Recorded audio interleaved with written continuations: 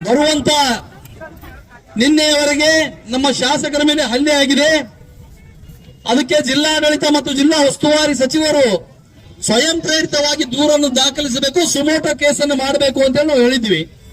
ಮಾಡಲಿಲ್ಲ ಅಂದ್ರೆ ನಾವು 12ನೇ ತಾರೀಕಿಗೆ ನಾವು ದೊಡ್ಡ ಹೋರಾಟ ಮಾಡ್ತೀವಿ ಅಂತ ಒಂದು ಕರೆಯನ್ನು ಕೊಟ್ಟಿದ್ವಿ. ಆದ್ರೆ ಈ ಕುರುಡು ಸರ್ಕಾರ, ಈಗಾಗಲೇ ಕಲ್ಲೂರು ಸಾಹೇಬ್ರು ಹೇಳಿದ್ರು, ಈ ಕುರುಡು ಸರ್ಕಾರಕ್ಕೆ ಏನು ಕಾಣ್ತಾ ಇಲ್ಲ. ಈ ಹೋರಾಟ ಅನಿವಾರ್ಯ ಆಯ್ತು. ಇವತ್ತು ನಮಗೆ ಸರ್ಕಾರ ಇದೇ ರೀತಿ ಮುಂದುವರಿಸಿದ್ರೆ ಇನ್ನು ಇದಕ್ಕಿಂತ ದೊಡ್ಡ ಹೋರಾಟ ನಾವು ಮಾಡ್ಬೇಕಾಗ್ತದ. ಈಗಾಗಲೇ ನಮ್ಮ ನಾಯಕರು ಹೇಳಿದ್ದಾರೆ, ಯಡಿಯೂರಪ್ಪನವರು ಬರ್ತಾರ, ವಿಜೇಂದ್ರ ಬರ್ತಾರ ಅಂತೇಳಿ. ಸಿದ್ದು ಪಾಟೀಲ್ ಮೇಲೆ ಹಲ್ಲೆ ಮಾಡ್ಲಿಕ್ಕೆ ಕಾರಣ ಏನು ಅನ್ನೋದನ್ನು ಒಂದು ಸ್ವಲ್ಪ ಪ್ರಾಸ್ತಾವಿಕವಾಗಿ ನಾನು ಹೇಳ್ತೀನಿ. ಬೀದರ್ ನಗರದ ಪ್ರಮುಖ ಸ್ಥಳ ಚಿಕ್ಕಪೇಟ್ ಮತ್ತು Guru Nanak colony, Guru Nanak convention hall ಅಂತ ಹೇಳಿದ್ರೆ ಅದ್ರ ಹಿಂದ್ಗಡೆ ಇರುವಂತಹ ಒಂದು ಜಮೀನು 48 ಎಕರೆ 48.5 ಎಕರೆ ಜಮೀನನ್ನು ಹಿಂದೆ ಗುರುನಾನಕ ದೇವ ಟ್ರಸ್ಟ್ ಅನ್ನುವ ಹೆಸರಿನಲ್ಲಿ ಸುಮಾರು 30 ವರ್ಷಗಳ ಹಿಂದೆ ಅದನ್ನು ಒಂದು ಮೆಡಿಕಲ್ ಕಾಲೇಜು ಪ್ರಾರಂಭಿಸಬೇಕಾಗಿ ದಿವಂಗತ ಸರ್ದಾರ್ ಜೋಗ ಸಿಂಗ್ ಅವರು ಖರೀದಿ ಮಾಡಿದ್ರು. ಬೀದರ್ ಜಿಲ್ಲೆಯ ಜನತೆ ಒಳ್ಳೇದಾಗ್ಲಿ, ಇಲ್ಲಿನ ವಿದ್ಯಾರ್ಥಿಗಳಾಗ್ಲಿ ಅಂತ ಟ್ರಸ್ಟ್ ಹೆಸರ ಮೇಲೆ ಖರೀದಿ ಮಾಡಿದ್ರು. ಇವತ್ತು ಆ ಟ್ರಸ್ಟ್ ನ ಅಧ್ಯಕ್ಷರು ಮರುದಿವಸ ಒಂದು ಸ್ಟೇಟ್ಮೆಂಟ್ ಕೊಟ್ರು, ನಾನು ಹೋರಾಟ ಮಾಡ್ತೀವಿ ಅಂದ ನಂತರ. ಅವ್ರು ಏನ್ ಹೇಳಿದ್ರು ಅಂದ್ರೆ, ಕುಂಬಳಕಾಯಿ ಕಳ್ಳ ಅಂದ್ರೆ ಬಂದು ಮುಟ್ಕೊಂಡು ನೋಡಿದಂಗ, ನಮ್ಮ ಜಮೀನಿಂದ ಯಾವುದೇ ತಪ್ಪು ಇಲ್ಲ, ನಮ್ದು ಯಾವುದೂ ಇದು ಇಲ್ಲ, ಅದಕ್ಕಾಗ ಆ ಜಮೀನಿನ ಬಗ್ಗೆ, ನಮ್ಮ ಪ್ಲಾಟ್ಗಳ ಬಗ್ಗೆ ಜನರಿಗೆ, ಜಿಲ್ಲೆಯ ಜನತೆಗೆ ತಪ್ಪು ಮಾಹಿತಿ ಕೊಡಬೇಡ್ರಿ ಅಂತ ಹೇಳಿ. ಯಾಕಂದ್ರೆ ಇವತ್ತು 50 ಲಕ್ಷ ರೂಪಾಯಿ ಒಂದು ಪ್ಲಾಟ್ ಮಾಡ್ಲತ್ತಾರ ಅವ್ರು. ಎಲ್ಲರೂ ಸ್ವಲ್ಪ ಸರಿಯಾಗಿ ಗಮನಿಸಬೇಕು. 50 ಲಕ್ಷ ರೂಪಾಯಿ ಒಂದು ಪ್ಲಾಟ್ ಮಾಡ್ಲತ್ತಾರ, ಅಲ್ಲಿ 1,000 ಪ್ಲಾಟ್ ಆಗ್ಯಾವ, 500 ಕೋಟಿ ರೂಪಾಯಿ ಅದ. ಆ ವ್ಯಕ್ತಿ ನನ್ನ ಕೈಲಾಗಲ್ಲ ಅಂತೇಳಿ ಈ ಜಿಲ್ಲೆಯ ಒಂದ್ ಸ್ವಲ್ಪ ಬಲಿಷ್ಠ ರಾಜಕಾರಣಿಗಳು ಯಾರ ಅವ್ರಿಗೆ ಪಾರ್ಟ್ನರ್ಶಿಪ್ ತಗೋಬೇಕಂತ ತಗೊಂಡ. ಆ ಪಾರ್ಟ್ನರ್ಶಿಪ್ ತಗೊಂಡು ಅವ್ರು ಇಲ್ಲಿಗಲ್ ಕೆಲಸ ಮಾಡ್ಲತ್ತಾರ. ಲೇಔಟ್ ಆಗಲ್ಲ ಅದು, ಆದ್ರೆ ಆ ಜಾಗಕ್ಕೆ ಲೇಔಟ್ ಮಾಡ್ಲಿಕ್ಕೆ ಹೊಂಟಾರ. ಆ ಲೇಔಟ್ ಯಾಕೆ ಮಾಡ್ತಾ ಇದ್ದೀರಿ, ಸರ್ಕಾರಕ್ಕೆ ಹಾನಿ ಮಾಡ್ಲತ್ತಾರ ಅಂತ ನಮ್ಮ ಶಾಸಕರು ಕೇಳ್ಯಾರ. ಇದು ಮೊದಲನೇ ಭಾಗ. ಇದಕ್ಕಿಂತ ಒಂದು ಸಣ್ಣ ಉದಾಹರಣೆ ಹೇಳ್ತೀನಿ. ನಮ್ಮ ಊರಲ್ಲಿ ಹುಡುಗಿಯಲ್ಲಿ, ಹುಮ್ನಾಬಾದ್ ತಾಲೂಕಿನ ಹುಡುಗಿಯಲ್ಲಿ ಒಂದು ಕರಿಬಸವೇಶ್ವರ ಹಾಲು ಉತ್ಪಾದಕರ ಸಹಕಾರ ಸಂಘ ಅಂತ ಹೇಳೋದು ಬಹಳ ಹಳಿದದ. ಹಿಂದೆ ದೇವೇಂದ್ರಪ್ಪನವರು ಅಂತ ನಮ್ಮ ಜಿಲ್ಲೆಯಲ್ಲಿ ಬಹಳ ದೊಡ್ಡ ರಾಜಕಾರಣಿ ಇದ್ದರು. ಅವರು ಕಾಂಗ್ರೆಸ್ ಪಕ್ಷದಲ್ಲೇ ಇದ್ದರು. ಅದು ಒಳ್ಳೆ ಹಾಲು ಉತ್ಪಾದಕ ಸಂಘ, ಇಡೀ ರಾಜ್ಯಕ್ಕೆ ಒಳ್ಳೇದಿತ್ತು. ಅದಕ್ಕಾಗಿ KMF ನಮ್ಮ ಭಾಗಕ್ಕೆ ಬಂತು. ನಮ್ಮ ಹುಡುಗಿಯಲ್ಲಿ ಒಂದು ಚಿಲ್ಲಿಂಗ್ ಸೆಂಟರ್ ಮಾಡಬೇಕಿತ್ತು. ಅವ್ರು ಏನ್ ಮಾಡಿದ್ರು, 1 ಎಕರೆ ಜಮೀನ್ ಖರೀದಿ ಮಾಡಿದ್ರು ಹೈವೇ ಮ್ಯಾಗ.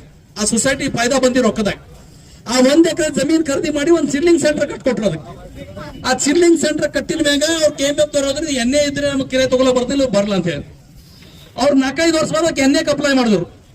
ಜಿಲ್ಲಾಧಿಕಾರಿ ಏನ್ ಹೇಳಿದ್ರು ಅಂದ್ರ, ಯಾರು ಈ ಭೂ ಸುಧಾರಣೆ, ಕರ್ನಾಟಕ ಭೂ ಸುಧಾರಣೆ ಕಾಯ್ದೆ 1960 ಪ್ರಕಾರ ಯಾರು ಒಕ್ಕಲಿಗರು ಇರಲ್ಲ, ಯಾರು ರೈತ ಇರಲ್ಲ, ಅವರಿಗೆ ರೈತರ ಕೃಷಿ ಜಮೀನ್ ಖರೀದಿ ಮಾಡ್ಲಿಕ್ಕೆ ಪರ್ಮಿಷನ್ ಇಲ್ಲ ಕರ್ನಾಟಕದಾಗ. ಅದಕ್ಕಾಗಿ ಇದು ನಿಮ್ಮ ಜಮೀನಲ್ಲ, ಸರ್ಕಾರಿ ಜಮೀನ್ ಅಂತ ಮಾಡಾಕ್ತಿರ. ಮೊನ್ನೆ ನಮ್ಮ ಊರಲ್ಲಿ ಹೈವೇ ದೊಡ್ಡದಾಗ್ತಾ ಇದ್ದಾಗ ಆ ಜಮೀನ್ ಕೂಡ ಹೋಯ್ತು. ಯಾವ ರೈತರ ಜಮೀನ್ ಹೋಗಿ ಅವರಿಗೆಲ್ಲ ರೊಕ್ಕ ಬಂದವ, ಆದ್ರೆ ಆ ಜಮೀನಿಗೆ ದುಡ್ಡು ಬರ್ಲಿಲ್ಲ. ಸರ್ಕಾರಿ ಜಮೀನ್ ಅಂತ ಇದ್ರಿ, ಸೊಸೈಟಿಗೆ ಬರ್ಲಿಲ್ಲ. ಆ ರೀತಿ ಕಾನೂನು ಏನಿದೆ, ರೈತನಿಗೆ ಮಾತ್ರ ಭೂಮಿ ಖರೀದಿ ಮಾಡ್ಲಕ್ ಬರ್ತದೆ, ಯಾವುದೇ ಸೊಸೈಟಿಗೆ, ಟ್ರಸ್ಟಿಗೆ ಖರೀದಿ ಮಾಡ್ಲಕ್ ಬರಲ್ಲ. ನಿಮ್ಮ ಗುರುನಾನಕ್ ಝೀರಾ ಸಾಹಿಬ್ ಕಮಿಟಿ ಏನದ, ನಿಮಗೂ ರೈತರ ಜಮೀನು ಖರೀದಿ ಮಾಡ್ಲಿಕ್ಕೆ ಬರಲ್ಲ. ಆ ಜಮೀನ್ ನಿಮ್ಮ ಜಮೀನಲ್ಲ, ಸರ್ಕಾರಿ ಜಮೀನ್ ಆಗಬೇಕು. ಇವತ್ತು 1,000 ಕೋಟಿ ರೂಪಾಯಿ ಬೆಲೆ ಬಾಳುವ ಸರ್ಕಾರಿ ಜಮೀನನ್ನು ನೀವು ಬೀದರ್ ಜಿಲ್ಲೆಯ ಜನತೆಗೆ ಮೋಸ ಮಾಡಿ, ಸರ್ಕಾರಕ್ಕೆ ಮೋಸ ಮಾಡಿ ಲೂಟಿ ಮಾಡ್ಬೇಕಲ್ಲತ್ತೀರಿ. ನೀವು ಯಾರು ಜಗಳ ಆಡ್ಯಾರ ಅವರಿಬ್ರು ಕೂಡಿ. ಇದಕ್ಕೆ ಭಾರತೀಯ ಜನತಾ ಪಕ್ಷ ಅವಕಾಶ ಕೊಡೋದಿಲ್ಲ. ನೀವು NA ಲೇಔಟ್ ಅದು ಎಲ್ಲ ಹಿಂದಿನ ಅದರ ಸ್ವತಃ ಮಂತ್ರಿಗಳೇ ಒಪ್ಕೊಂಡಾರ. ಸದನ ನಮ್ಮ ಶಾಸಕರಿಗೆ ಹೇಳಿದ್ರೆ ತಪ್ಪದ ಅಂತ ಹೇಳಿ, ಇವ್ರು ಹೇಳ್ತಾರ ತಪ್ಪಿಲ್ಲ ಅಂತ. ನೀವು ತಪ್ಪಿಲ್ಲ ಅಂದ್ರೆ ಮತ್ತೆ ಮಂತ್ರಿ ರಾಜೀನಾಮೆ ಕೊಡ್ಬೇಕು. ಸದನ ತಪ್ಪದಂತೆ ಭೈರತಿ ಸುರೇಶ್ ಹೇಳ, ಅವರ ರಾಜೀನಾಮೆ ಕೊಡ್ಬೇಕು ಅಂತ ನೀವರ ಅದು ಬಿಟ್ಟು ಕೊಡ್ಬೇಕು ಸರ್ಕಾರ. ಅದು ಸರ್ಕಾರಿ ಆಸ್ತಿ ಅದ. ನಮ್ಮ ಜಿಲ್ಲೆಯಲ್ಲಿ ಜಿಲ್ಲಾಧಿಕಾರಿ ಕಚೇರಿ ಕಟ್ಲಕ್ ಜಾಗ ಇಲ್ಲ, ಇಲ್ಲೇ ಹಳಿದೆ ಮುರಿದು ಕಟ್ಲತ್ತಾರ. ಇವತ್ತು ಸರ್ಕಾರ ಯಾವ್ದಾರ ಇದು ಕಟ್ಟಬೇಕಂದ್ರೆ ಜಾಗ ಇಲ್ಲ.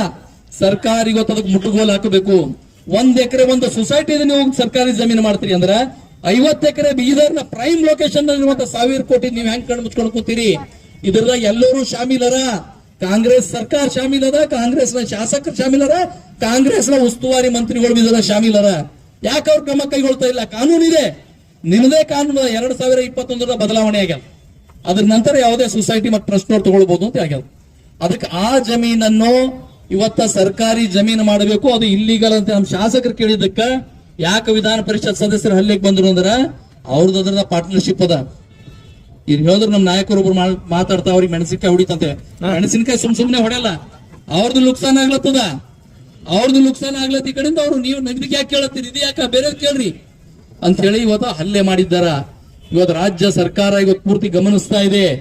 ಅದಕ್ಕೆ ನಾವು ರಾಜ್ಯ ಸರ್ಕಾರಕ್ಕೆ ಒತ್ತಾಯ ಮಾಡ್ತೀವಿ. ಅವ್ರು ಹಲ್ಲೆ ಮಾಡಿದ್ರೆ ನಮ್ಮ ಶಾಸಕರೇನು ಸುಮ್ ಕೂಡ್ಲಿಲ್ಲ. ಇವತ್ತು ಇಡೀ ಕರ್ನಾಟಕ ಕಾಂಗ್ರೆಸ್ ಜನತೆ ಪಾಠ ಕಲಿಸಿದ್ದಾರ. ನೀವು ನಮ್ಮ ಶಾಸಕರಿಗೆ ಕೈ ಮುಟ್ಲಕ್ ಸಾಧ್ಯ ಇಲ್ಲ ಅನ್ನುವಂತ ಮಾತನ್ನು ಇಡೀ ಮೀಡಿಯಾ ಎದುರು ತೋರಿಸ್ಕೊಟ್ಟಿದ್ದಾರೆ ನಮ್ಮ ಶಾಸಕರು. ಮತ್ತು ಒಬ್ಬ ಶಾಸಕ ಯಾವ ರೀತಿ ಇರಬೇಕು ಅಂತ ಹೇಳಿ ಕೂಡ ಅವ್ರು ಮಾದರಿಯಾಗಿ ತೋರಿಸ್ಕೊಟ್ಟಾರೆ. ಅವ್ರೇನೋ ಅವ್ರಿಗೆ ಹೊಡೆದು ಬಹಳ ದೊಡ್ಡ ವಿಷಯ ಇರಲಿಲ್ಲ ಅಲ್ಲಿ. ಇವರು ಅವ್ರಿಗೆ ಹೊಡೆದ್ರೆ ಬಹಳ ಜಲ್ದಿ ಇದಾಗಬಹುದಿತ್ತು.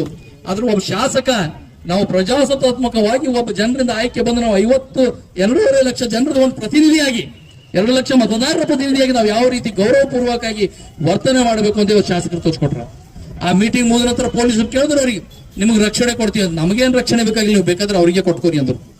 ಅವ್ರು SP ಅದನ್ನ ಬೈದ್ರು, ನೀವು ಯಾಕೆ ಹುಮ್ಮನ ಬತ್ತಾಗ 144 ಹಚ್ಚಿರಿ ಅಂತ ಹೇಳಿ.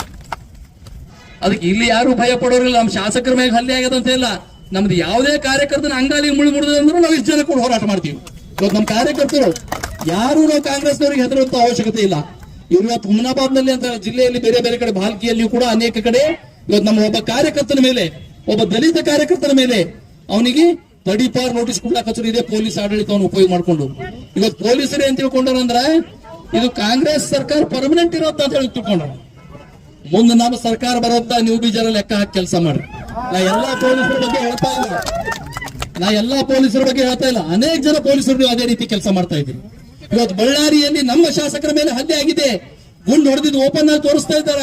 ಪೆಟ್ರೋಲ್ ತುಂಬಿದ ಬಾಟಲಿಗಳು ಆಟೋದಲ್ಲಿ ತುಂಬಿದ ನಿಮ್ದೇ ಪೊಲೀಸರಲ್ಲಿ ನಾಶ ಪಡಿಸ್ಯಾರ. ಆದ್ರೂ ಕೂಡ ನಮ್ಮ ಶಾಸಕರು ಕಂಪ್ಲೇಂಟ್ ಕೊಟ್ಟರು ತಗೊಂಬಲ್ರಿ, ನಮ್ಮ ಶಾಸಕರ ಮೇಲೆ ಕಂಪ್ಲೇಂಟ್ ಮಾಡ್ತೀವಿ. ನಾವು ಇಲ್ಲಿ ನಮ್ಮ ಶಾಸಕರ ಮೇಲೆ ಕಂಪ್ಲೇಂಟ್ ಕೊಡಿಸಬಹುದಿತ್ತು. ನೀವು ಹೆಂಗಿದ್ರಿ ಅಂತ ಕುಣದ ನಮಗೆ. ಅದಕ್ಕೆ ನೀವು ಸೋಮೋಟೋ ಕೇಸ್ ಮಾಡ್ರಿ ಅಂತ ಒತ್ತಾಯ ಮಾಡ್ತಾ ಇದ್ದೀವಿ. ನಾವು ಶಾಸಕರು ನಮ್ಮ ಶಾಸಕರ ಕೇಸ್ ಕೊಡ್ತಿರೋದ್ರ, ನೀವು ಮೂಗರ್ಸ್ ಕೇಸ್ ಕೊಟ್ಟು 3 ಮಾಡ್ತಿದ್ದೀರಿ. ಆದ್ರೆ ನಮ್ಮ ಕೇಸ್ ನೀವು ತಗೋತಿದ್ದೀರಾ. ಅದಕ್ಕೆ ನಾವು ಇವತ್ತು ಒತ್ತಾಯ ಮಾಡ್ತಾ ಇದ್ದೀವಿ. ಒಂದು ವೇಳೆ ನೀವೇನಾದ್ರೂ ಸೋಮೋಟೋ ಕೇಸ್ ತಗೊಳ್ಳಿಲ್ಲ ಅಂದ್ರ ಬರುವಂತಹ ದಿನದಲ್ಲಿ ಒಂದು ಸೋಮೋಟೋ ಕೇಸ್ ತಗೊಳ್ಬೇಕು. ಇಲ್ಲ ಅಂದ್ರೆ ಇನ್ನೂ ಉಗ್ರ ಹೋರಾಟ ಮಾಡ್ತೀವಿ. ಎರಡನೇದು, ನಾವು ಜಿಲ್ಲಾಧಿಕಾರಿಗಳಿಗೆ ಒತ್ತಾಯ ಮಾಡ್ತೀವಿ, ಆ ಜಮೀನ್ ಏನಿದೆ ಅದು ಕೂಡಲೇ ಸರ್ಕಾರಿ ಜಮೀನಂತೆ ಪರಿವರ್ತನೆ ಆಗಬೇಕು. ಇಲ್ಲದ್ರೆ ಆ ಜಮೀನ್ ವಿರುದ್ಧ ಕೂಡ ನಾವು ಹೋರಾಟ ಮಾಡ್ತೀವಿ. ಅದು ಒಂದೇ ಜಮೀನಲ್ಲ, ಬೀದರ್ನಲ್ಲಿ ಈ ರೀತಿ ಯಾರ್ಯಾರು ಜಮೀನ್ ಕಬ್ಜಾ ಮಾಡಿರೋ ಸರ್ಕಾರಿ ಜಮೀನುಗಳು, ಆ ಎಲ್ಲಾ ಸರ್ಕಾರಿ ಜಮೀನುಗಳನ್ನು ತೆರವುಗೊಳಿಸಲಿಕ್ಕೆ ಭಾರತೀಯ ಜನತಾ ಪಕ್ಷ ಯಾವ ರೀತಿ ಎಲ್ಲಿಯವರೆಗೆ ಹೋರಾಟ ಮಾಡಬೇಕು ಅಲ್ಲಿಯವರೆಗೆ ನಾವು ಹೋರಾಟ ತಗೊಂಡು ಹೋಗ್ತೀವಿ. ಇವತ್ತು ಹುಬ್ಬಳ್ಳಿಯಲ್ಲಿಯೂ ಕೂಡ ಪೊಲೀಸರು, ಸ್ವತಃ ಪೊಲೀಸರು, ಒಬ್ಬ ನಮ್ಮ ಸಾಮಾನ್ಯ ಕಾರ್ಯಕರ್ತೆ BLA 2, ನಾವು ಇಲ್ಲದವರು ಎಲ್ಲರೂ ಬಹುತೇಕ BLA 2ಗಳಾಗಿದ್ದೀವಿ. ಇವತ್ತು ಚುನಾವಣಾ ಆಯೋಗ ಎಲ್ಲಾ ಕಡೆ SIR ಮಾಡ್ತಾ ಇದೆ, ವೋಟರ್ ಲಿಸ್ಟ್ ಅನ್ನು ರಿವ್ಯೂ ಮಾಡ್ತಾ ಇದೆ. ಆ ವೋಟರ್ ಲಿಸ್ಟ್ ರಿವ್ಯೂ ಮಾಡೋ ಕಡೆಯಿಂದ BLA 2ಗಳ ನೇಮಕಾತಿ ಆಗಿದೆ. ಅಲ್ಲಿ BLA 2 ಕೆಲಸ ಮಾಡ್ತಾ ಇದ್ದಾರೆ ಅಲ್ಲಿರುವಂತ ಮಾಜಿ ಕಾರ್ಪೊರೇಟರ್ ಕಾಂಗ್ರೆಸ್ನ ಒಬ್ಬ ಹೆಣ್ಮಗಳು, ನಮ್ಮ ಹೆಣ್ಮಗಳ ಮೇಲೆ ಕಂಪ್ಲೇಂಟ್